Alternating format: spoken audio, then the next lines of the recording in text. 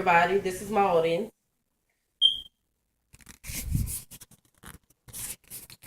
Some of you might not like my topic, and some of you may understand where I'm coming from with my topic. But I'm a voice of reason today, not only for you guys, but for myself. I'm addressing the topic of sex education being taught in middle schools. For most parents, this is a very touchy subject because it deals with having to address their children about sex, and most parents don't know how to begin that process. But what they will find out is that many of their children are far more advanced with the knowledge at their age than they were when they were their children's age.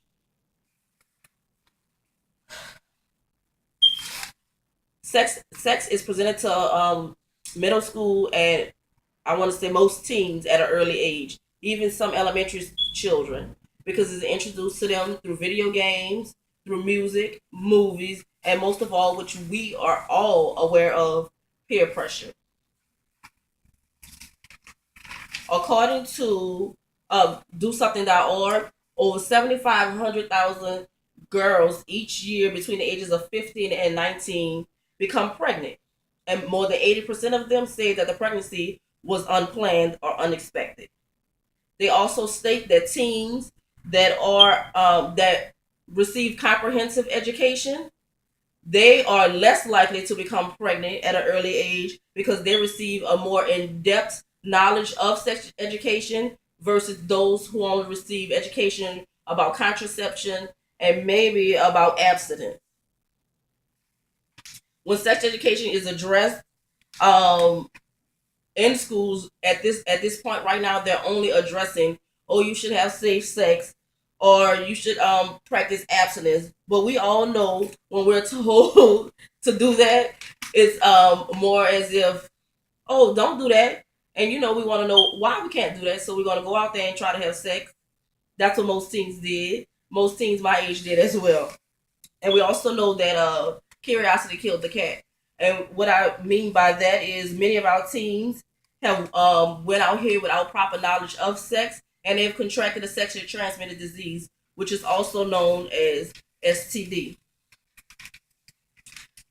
Upon looking at the stats on that, when I found safeteens.org, we found out that nearly 19 million teens have contracted a STD about time they hit their early 20s.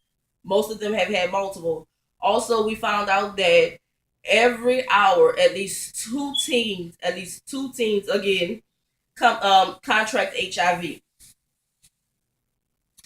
First, let's start off with the known of why children should be taught sex education in middle schools. Their bodies. That's the first thing. I'm going through that right now, actually, with my boys. Their bodies are going through the change. They're actually hit puberty. So now I've noticed that they've also had attitude changes, but I've instilled that open door policy where they can come talk to me.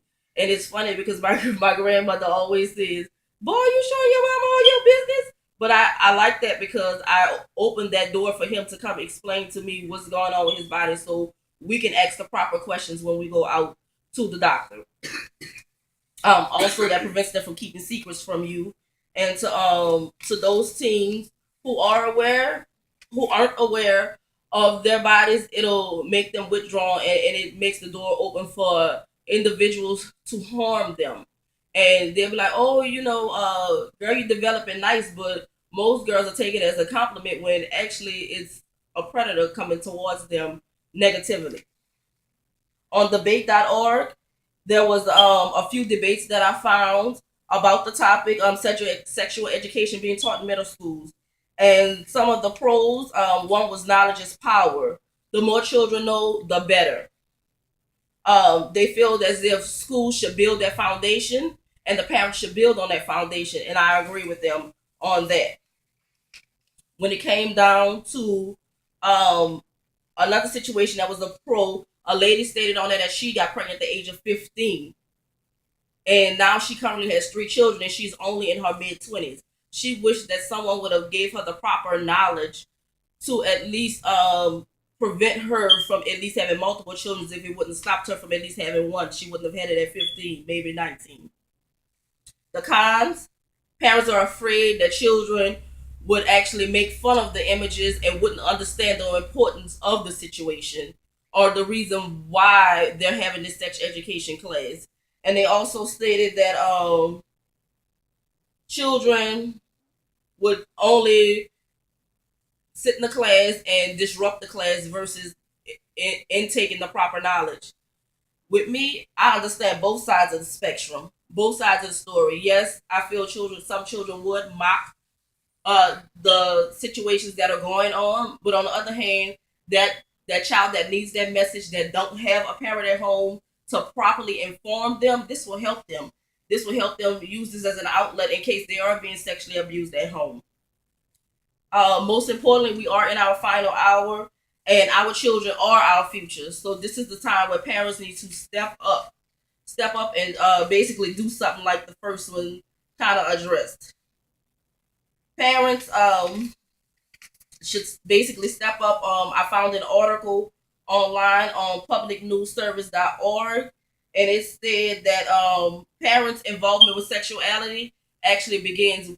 Parents involved with sexuality is the name of the story, and it states that they did a study, and in a study, when they kind of polled different teens, they found out that teens actually depend on their parents or have learned from their parents about sex, meaning the situations that they've been through in front of their children have been instilled in them. That goes to say our first impression is a lasting impression. If you make a good first impression with your children about sex, it'll be a better impression in life that probably prevent them from having sex. Um, Again, like I stated before, I extended the open door policy to my children. I don't care what time of the day it is, what's going on, where they're at. They can pick up the phone and call me, and I think that's a good foundation for others to actually pick up and instill with their children. Thank you.